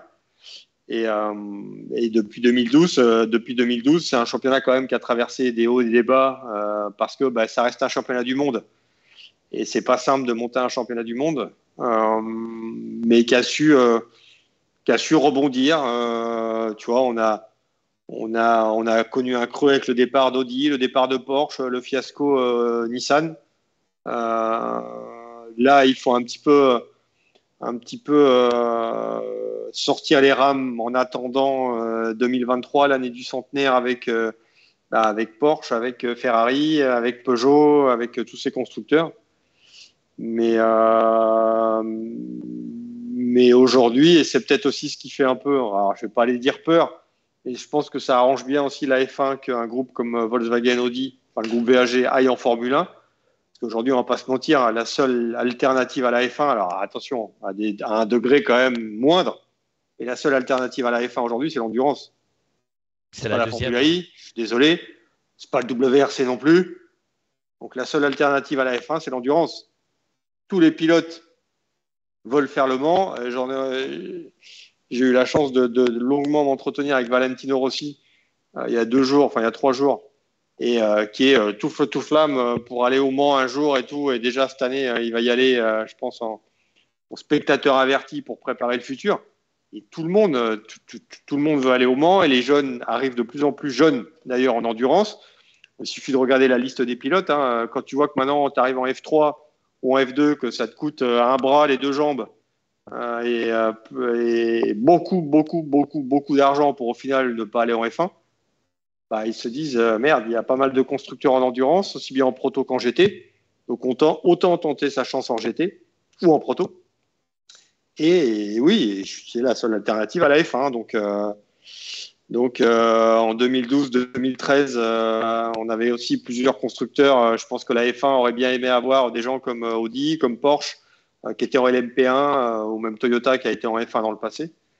Et là maintenant, voilà, on a récupéré enfin une marque du groupe Volkswagen et peut-être 2 à l'avenir. Et bon, voilà. Donc c'est dommage pour l'endurance, mais bon, on arrivera bien à s'en sortir, je pense. Enfin, du moins, j'espère. En plus, comme tu parles, l'émergence de l'endurance, on voit de plus en plus de jeunes s'axer directement sur le GT et ne plus passer par les catégories de monoplace qui sont devenues trop onéreuses pour eux et puis sans aboutir en F1 aussi. Beaucoup de jeunes. Oui, mais de tous les pays d'ailleurs. Hein. Oui, de tous les pays. Hein. Moi, il y a des gens, si tu veux, sur la liste du WEC cette année, que moi perso, alors je suis pas calé en monoplace, mais que moi perso, j'avais jamais trop entendu parler, ou alors comme ça vaguement. Donc, tu as de plus en plus de jeunes qui viennent, et tu as de plus en plus de jeunes aussi, ce qui est assez positif aussi. Alors là, on part du bas de l'échelle, mais qui roulent aujourd'hui ou qui ont roulé il y a 1 an ou 2 en GT4. Tu vois, GT4, qui sont passés GT3, qui se font remarquer et qui ont fait un peu de monoplace avant. Je pense notamment à Arthur Rougier, par exemple, tu vois, qui fait un peu de monoplace. Ouais, c'est un peu bouché, il fait du GT4, ça se passe bien. Ou un Edouard Coopé aussi, qui lui n'a pas fait de monoplace, donc le problème est réglé. Ou un Thomas Laurent il y a quelques années. Et des gens qui progressent dans la filière endurance et qui arrivent à gravir les échelons année après année et qui arrivent qui étaient obligés de payer il y a quelques années, qui maintenant arrivent à recevoir un salaire. Le seul problème, c'est qu'il n'y a pas, pour moi, il n'y a pas assez de pilotes payés. Ça, c'est pas moi qui vais régler le problème, mais je veux dire, maintenant, tu payes.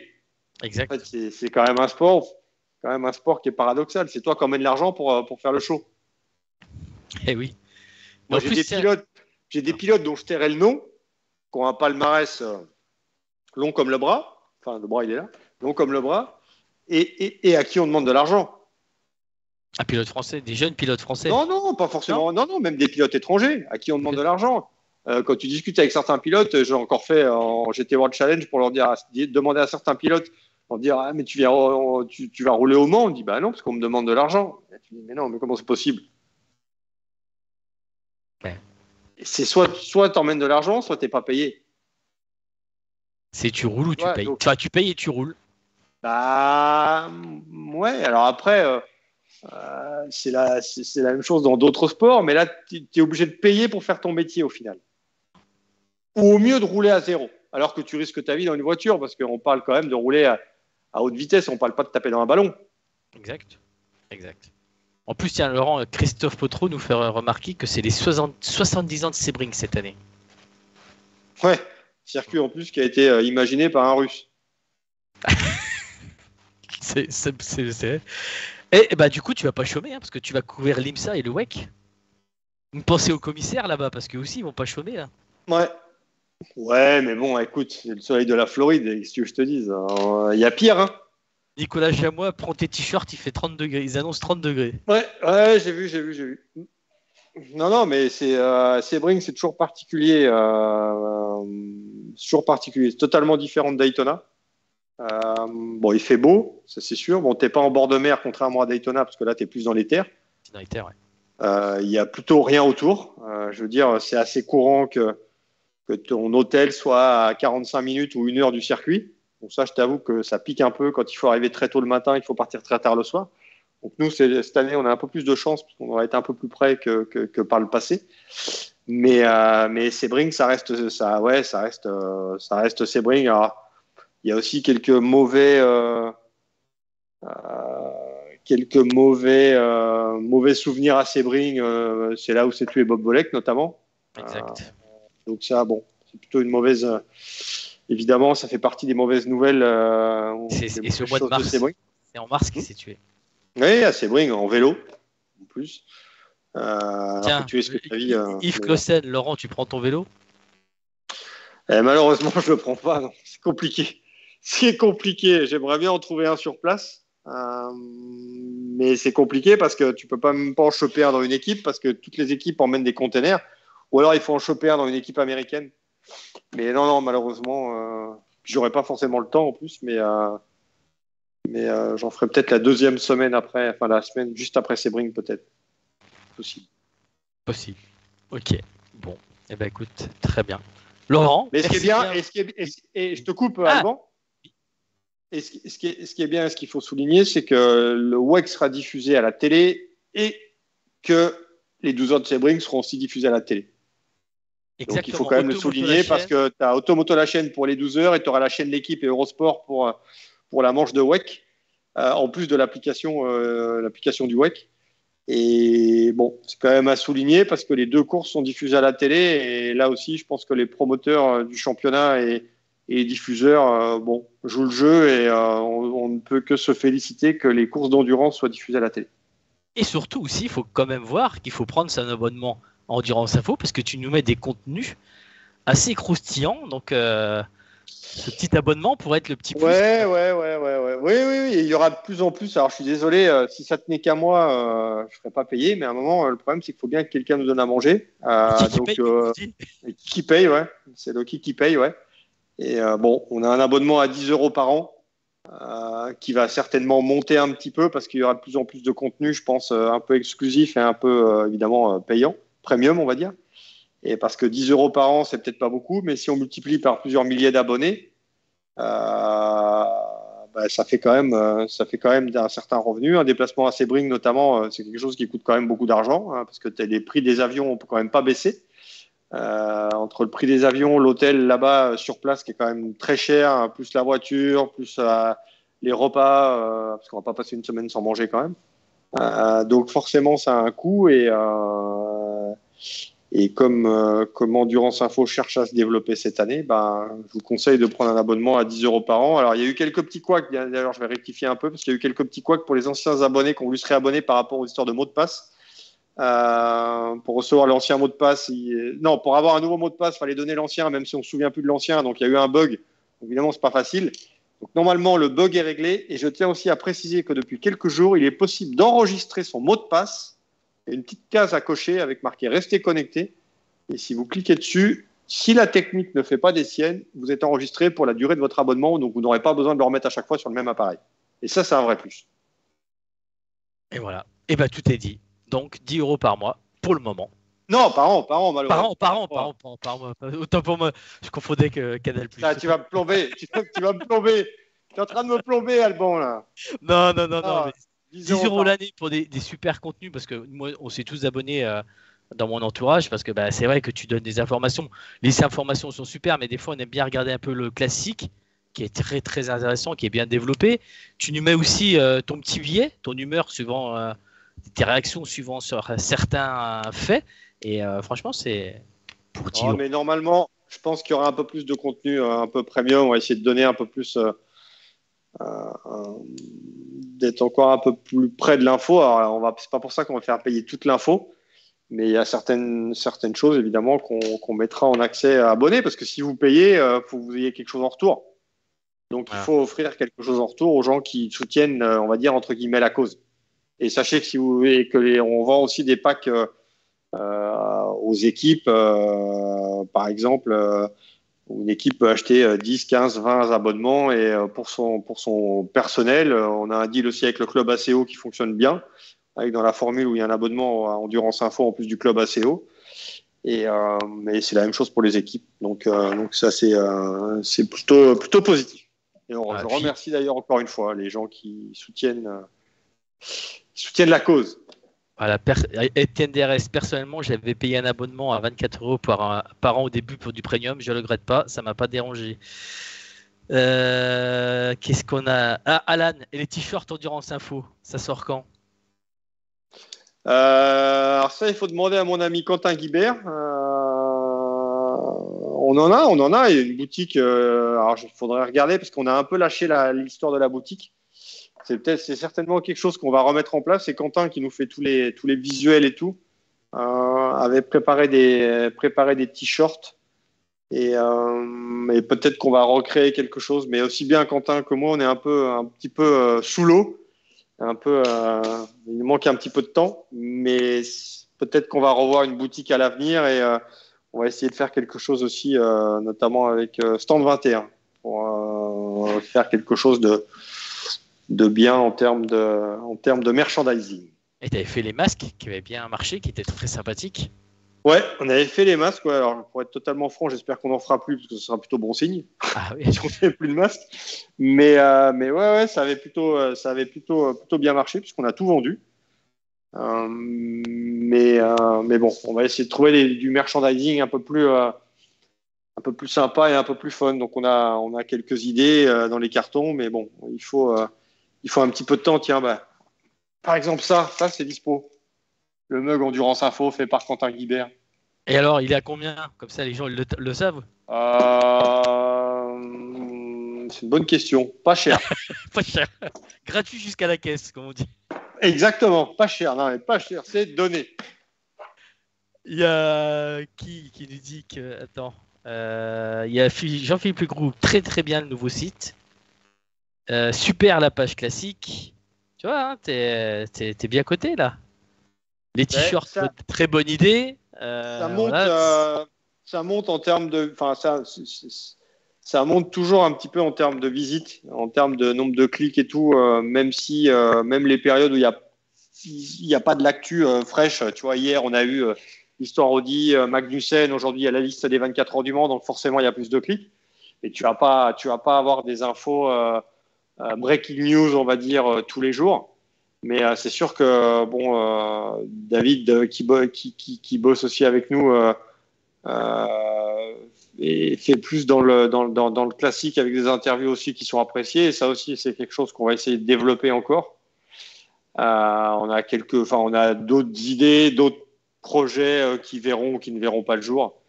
Mais c'est pas les idées qui manquent. Faut juste réunir tout le package, réunir les fonds nécessaires. et essayer d'aller de l'avant. Mais je pense que d'ici un mois ou deux, on va essayer d'annoncer encore deux, trois trucs quand même assez sympas. Et ce qui est sympa, c'est que dans les concours, tu fais des jeux concours, tu fais gagner des entrées à différents événements. Ouais, là on a fait Rétromobile. On a fait Rétromobile et j'espère qu'on va faire aussi d'autres meetings, notamment le championnat de France GT. Moi, personnellement, je fais les commentaires avec mon acolyte et mon ami Thomas Bastin, qui vient d'être papa d'ailleurs. Eh oui, signaler quand même. Félicitons-le. Félicitons-le, ouais, qui vient d'être papa. Et d'ailleurs, je pense qu'il va pas passer des grosses nuits à l'avenir, donc il va falloir qu'il se repose quand même parce que la saison va être longue. Fais attention à tes tasses de café en cabine. Ouais, non, mais je ferai attention aux tasses de café, aux chaises et tout ce qui s'ensuit, parce qu'avec le Lascar, on sait jamais de quoi il est capable. Et oui, on va faire gagner des places, je pense, pour le championnat de France. On va essayer aussi pour le GT World Challenge, pour les 24 heures de Spa, j'espère pour les 24 heures du Mans. Maintenant que le public est le bienvenu à nouveau sur les circuits. Donc ouais, j'espère qu'on va faire gagner des trucs. Et puis on a d'autres trucs dans les cartons à faire gagner aussi. Donc notamment des livres et des abonnements à certains magazines et tout qui devraient aussi être en place d'ici, j'espère pour un truc d'ici quelques jours. D'accord. Laurent Maillet, ils étaient super les masques. Ah, merci Laurent. Voilà. Ouais, c'était Stand 21 qui nous avait fait les masques. Mais ouais, c'était assez. Bon, on en a vendu pas mal, ouais. On en a vendu pas mal. Sylvain Nébuleux, j'ai toujours mes deux t-shirts, le noir et le blanc. Oula, bah dis donc, c'est collector là, parce que des t-shirts, on en fait. Il y a un petit moment qu'on a arrêté d'en faire et d'en refaire, parce qu'il faut le temps. C'est pareil, il faut que Quentin il fasse des designs, faut les mettre sur les t-shirts, faut les proposer sur la boutique. Et lui a un métier à côté aussi. Hein. Il s'occupe aussi du championnat Caterham notamment. Donc il faut un petit peu de temps, mais ouais, ça fait partie des choses qu'on veut faire. Aussi, on avait, attends, je dois en avoir une là. Ça aussi, j'espère qu'un jour on va le refaire. Attends, je vais vous faire voir laquelle. Tiens, celle-ci, parce que celle-ci, tout le monde la veut. On avait aussi pendant un temps des miniatures qui étaient avec une boîte Endurance Info. Très bien. Voilà, donc ça, c'est avec la boîte et avec la plaquette Endurance Info. Donc, on en avait quelques-unes qui ont été faites par notre ami Kaneko, qui malheureusement nous a quittés il y a quelques années. Et on a fait des Porsche, on a fait des BMW. Et c'est des voitures qui sont devenues quand même maintenant assez rares. Donc ça, c'est quelque chose qu'on espère refaire un jour. Donc bon, les idées manquent pas. Peut-être je sais que Quentin avait fait aussi des posters. Il en avait fait un notamment avec Meyer Shank en artwork, un peu comme celui qui est derrière là. Mais bon, pour ça, il faut du temps. Ok, écoute, très bien Laurent. Écoute, on te remercie bien pour cette petite heure et demie passée ensemble sur l'analyse des 24 heures du Mans. Écoute, avec plaisir, avec plaisir. Et voilà. Donc Laurent, on te souhaite un bon Super Sebring. Merci bien, au soleil. Hein. Désolé. Ouais. Donc voilà, surtout ça, oui. Bon, nous on a le soleil, mais il fait un peu plus frais, mais bon, voilà. Voilà. Mais ça va être bien, vous allez pouvoir regarder ça à la télé et puis suivre les articles en parallèle. Donc je pense que ça va être sympa parce que Sebring, c'est toujours quelque chose de particulier. Il se passe toujours quelque chose à Sebring en plus, parce que le circuit est quand même assez compliqué et atypique. Donc ça devrait être cool. Merci bien Laurent. Merci à vous. Bonne soirée à tous, merci d'avoir suivi ce live et au plaisir. Au revoir.